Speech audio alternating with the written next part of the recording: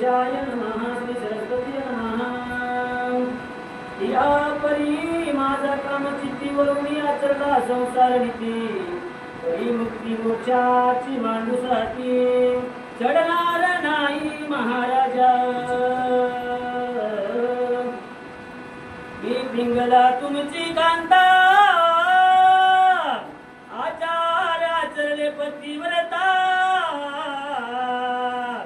देवे दोरवोनी आश्रीवले माता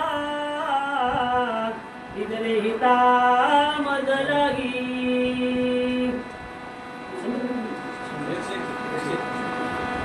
मी पिंगला तुमची कांता आचार आचरले पतिव्रता तेने रवरोन्या श्रीवरे माता दिदले हिता मज लागी।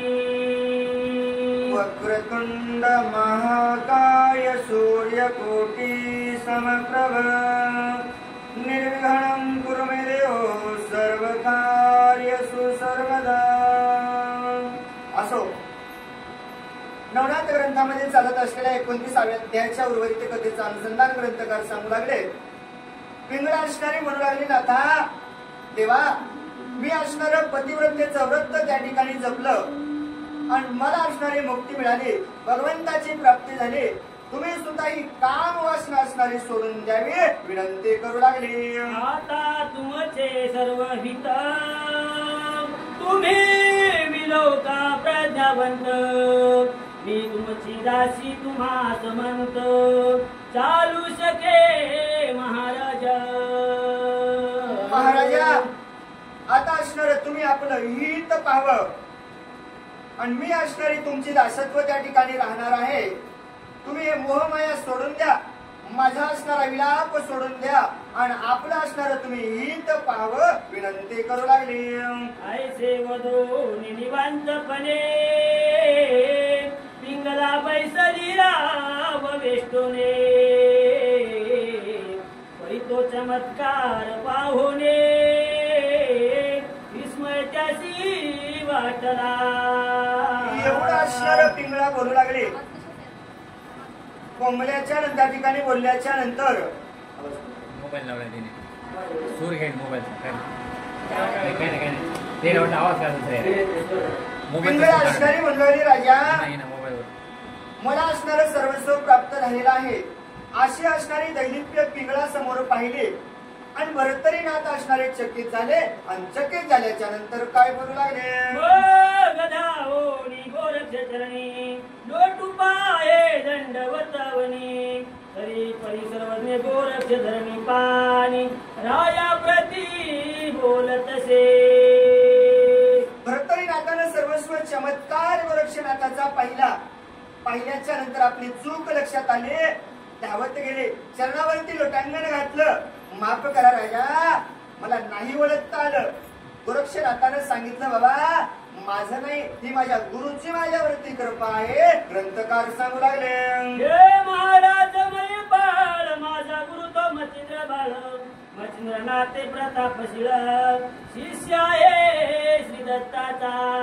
माझा गुरु असणारा मचिंद्रनाथ आहे आणि मचिंद्रनाथाची असणारी माझ्यावरती कृपा आहे आणि मचिंद्रनाथ असणारे दत्ताचे असणारे शिष्य आहेत गोरक्षनाथ बोलू लागले। यापूर्वी तुझ्या देहे दत्तानुग्रहला जला पाहे तरी तू मचिंद्र सहोदर मये गुरु माझा शिके। आणि यापूर्वी असणार तुमच्या देहावरती दत्तात्रेयाने कृपा केलेली आहे म्हणून तुम्हाला सांगतो आता असणार तुम्ही गुरुत्व त्या ठिकाणी प्राप्त करावं विनंती करू लागले।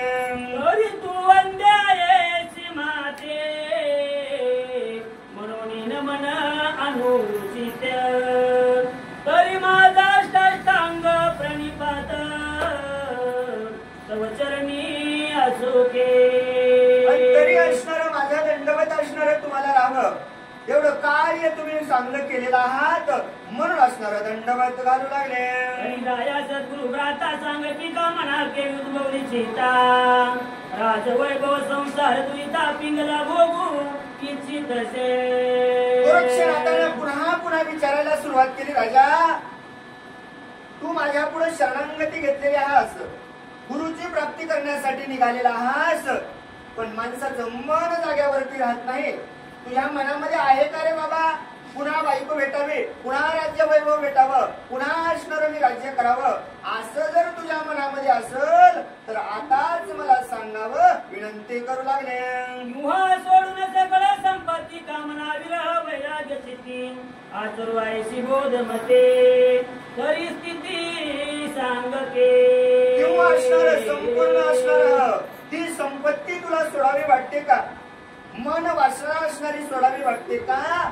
सर्वस्व सोडण्यासाठी जर तयार असशील तर माझ्यासोबत चल, नाहीतर आताच विचार कर बाबा, विनंती करू लागले. ऐशी कामनाचे चिता तैशी जलावेल तेज भरिता ऐसे बोलता गोरक्षनाथा तवराव बोले उत्तर. गोरक्षनाथाने सांगू लागले बाबा, मनामध्ये माणसाच्या जी वासना राहते, जी कामना राहते, ध्यास ज्या गोष्टीचा माणसाला लागलेला असतो तसं माणसाला जन्माला यावं लागतं. एवढं गोरक्षनाथाचं बोलणं ऐकल्याच्या नंतर भरतरीनाथ काय बोलू लागले. महाराजा द्वादश वर्षा बैसलो पिंगला उद्देशा परी पिंगला स्वरूपास प्राप्त झाली नाही के. भरतरीनाथानं सांगायला सुरुवात केली, महाराजा एक नाही, 2 दिवस नाही, 3 दिवस नाही, अन्न पाण्याचा त्याग केला, घरदार सोडलं, गाडं संपूर्ण असणारं सोडलं, राजवाडा सोडला, शमशानामध्ये येऊन बसलो. आणि तुम्ही म्हणाले माणसाच्या मनामध्ये जी वासना निर्माण केली ती भेटते. अहो 1 दिवस नाही बाबा, 12 वर्ष झालं तिचा ध्यास केला, अरे स्वप्नात सुद्धा आली नाही. भरतरीनाथ त्या ठिकाणी बोलू लागले. घरी येऊन या त्वरिता त्वरिता पिंगला दाविल्या शतानुशत तरी ऐसे सबळ सामर्थ्य राज्यपदी दिसेना. आणि एवढं करत असताना मला भेट नाही झाली. क्षणामध्ये तुम्ही आलात, आल्याच्या नंतर तुमची माझी भेट झाली आणि 1 नाही 2 नाही, शतानुशत तुम्ही मला पिंगळा दाखवल्यात. काय सामर्थ्य आहे तुमच्यामध्ये? हे सामर्थ्य या राजघराण्यामध्ये, या राज्य करण्यामध्ये नाही, हे राजा होऊन मिरवण्यामध्ये हे सामर्थ्य नाही. भरतरीनाथ बोलू लागले. भ्रांती वेष्टिलो श्री गुरुच्या हातापासून निसटलो परी कष्टलो संसार तापा माझा रे. तेव्हा महाराज तुम्ही आज मला या ठिकाणी भेटलात. मी पूर्वी असणार गुरुच्या हाताखालून निसटलो आणि निसटलो तर निसटलो, चांगल्या भागाला लागलाय, संसारामध्ये गुंतलो, नाना कष्ट मला भोगावे लागले, दुःख मूळ असणारा संसार भोगावा लागला. आणि या दुःखामधून आज सावध करण्यासाठी माझ्यासाठी तुम्ही या ठिकाणी आलेला आहात. भरतरीनाथ बोलू लागले.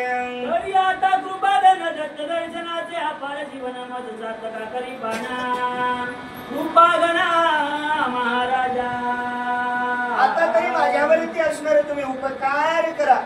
वेळ माझ्याच्यानं चूक झाली, पण आता असणार तुम्ही मला गुरुचं दर्शन घडवा, माझ्यावरती असणारी दया करावी, माझ्या चातकाची तहान तुम्ही भागवावी, विनंती करू लागले. समाते संसार राहारी राज्य वैभव सुखावरी तुझ लागे योग धर्मी प्रतापाने हीनते. महाराज आता असणार मला राज्य नको, मला वैभव नको, मला काम वासना नको, तुच्छ असणारा मला वाटत आहे. तुका म्हणे धन हे आम्हा मृत्यूके समान.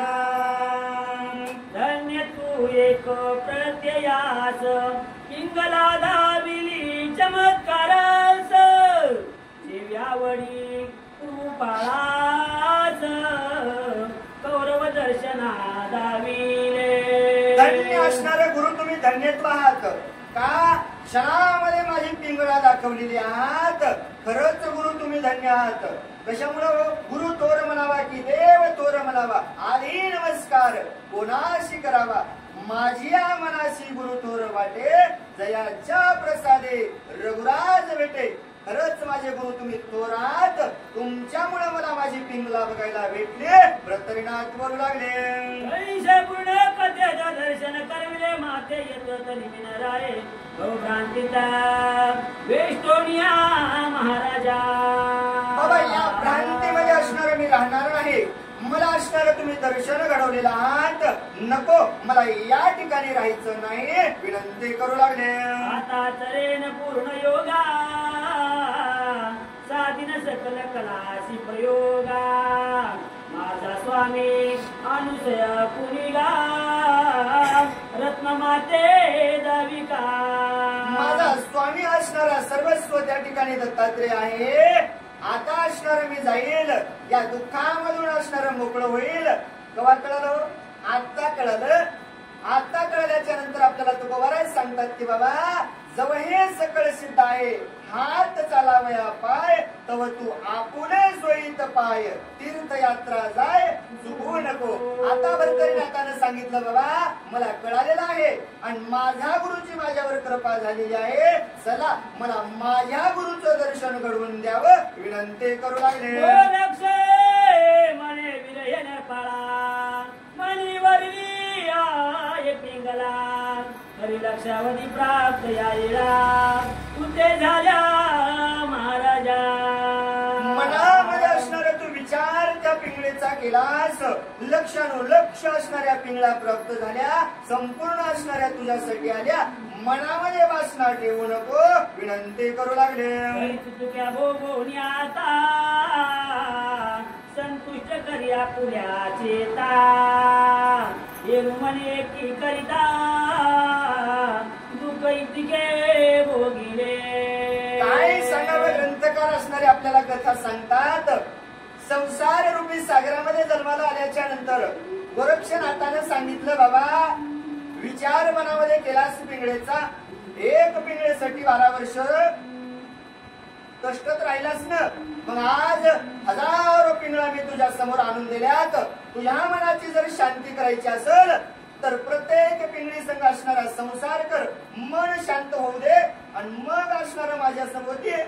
एवढं बोलल्याच्या नंतर भरतरीनाथ म्हणले देवा अरे एकच बायको केले. एवढे कष्ट बघावे लागले आणि एवढ्या जर मला तू दिल्या मग किती कष्ट मला भोगावे लागतील. नको बाबा हे संसार नको हे कष्ट विनंती करू लागले. मग लक्षावधी भोगून दयाचे दुःख वर्णन कोणी भोगावे चंद्रा समाना आवतिथे सांडोनिया. अरे बाबा हे लक्षावधी असणाऱ्या जर मला पत्न्या भेटल्या मग एवढ्याही संघ संसार करायचा आणि एवढ्याही संघ दुःख भोगायचं. हे दुःख कुठं फेडावं. हे दुःख सहन करणं शक्य नाही. हे दुःख मला भोगायचं नाही विनंती करू लागले. तरी आता असो कैसे पुन्हा द्रश करी पिंगलेस आणि तू राजवैभवास संभाळ करी महाराजा.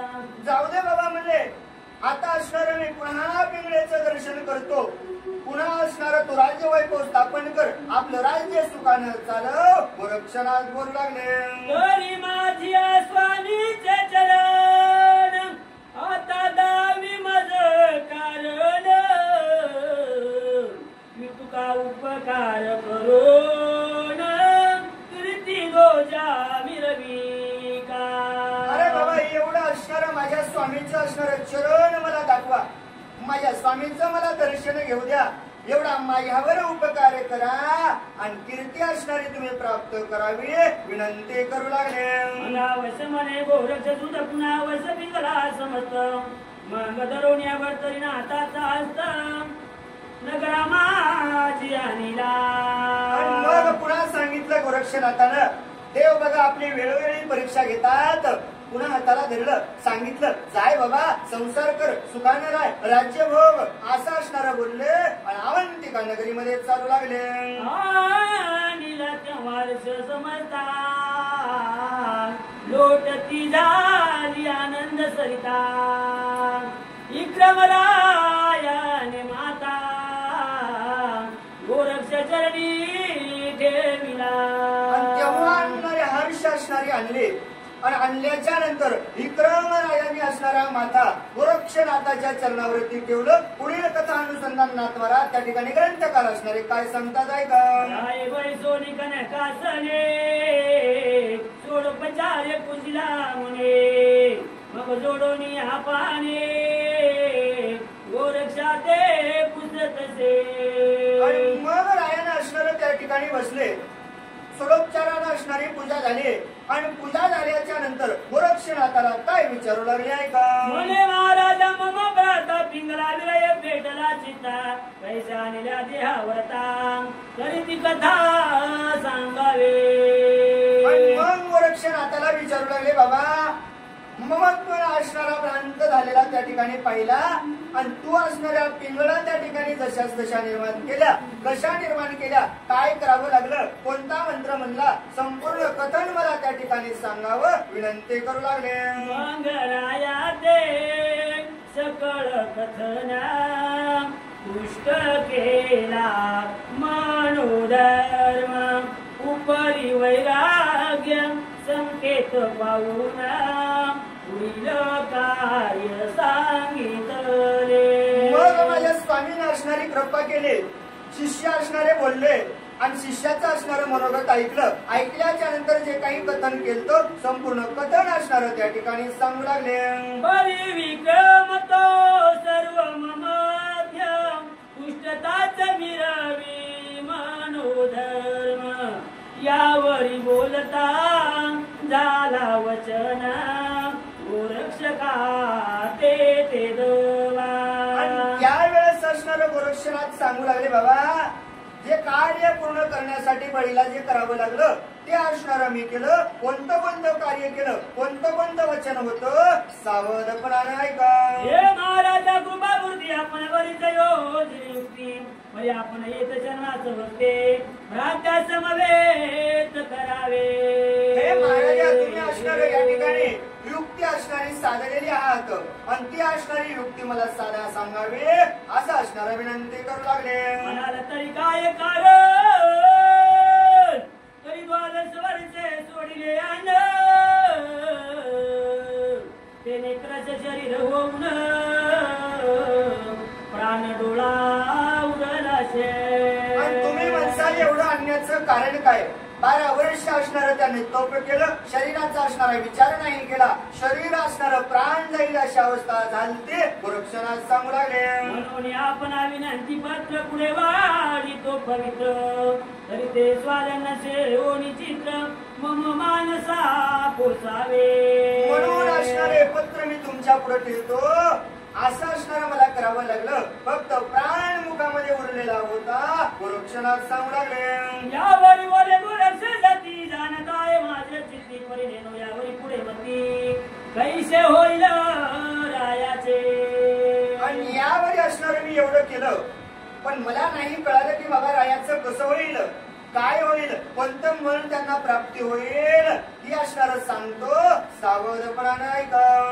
त्याकरिता तप्ता तप्ता जाईल रायाच्या हाती हित आता राहणे योग्य माते दिसत नाही महाराजा. त्याकरिता असणारं मी काहीतरी त्यांच्याकडून असणारं तृप्त असणारं करून घेईल, मन असणारं करून घेईल, कार्य असणारं त्यांच्याकडून करून घेईल. पण असं कार्य सिद्ध करण्यासाठी असं असणारा मला राजा महाराज आता कोणी दिसत नाही. त्या ठिकाणी बोलू लागले.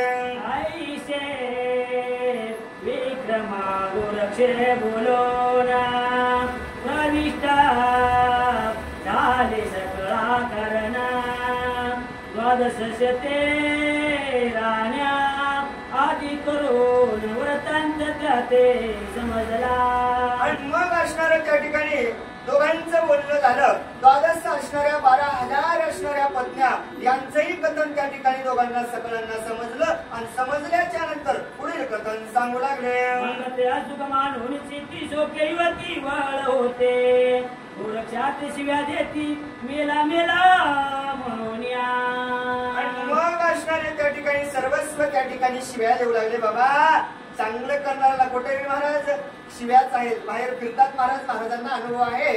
मग त्यावेळेस सांगू लागले बाबा सर्वस्व असणारे त्या ठिकाणी गोरक्षनाथाला शिव्या देऊ लागल्या.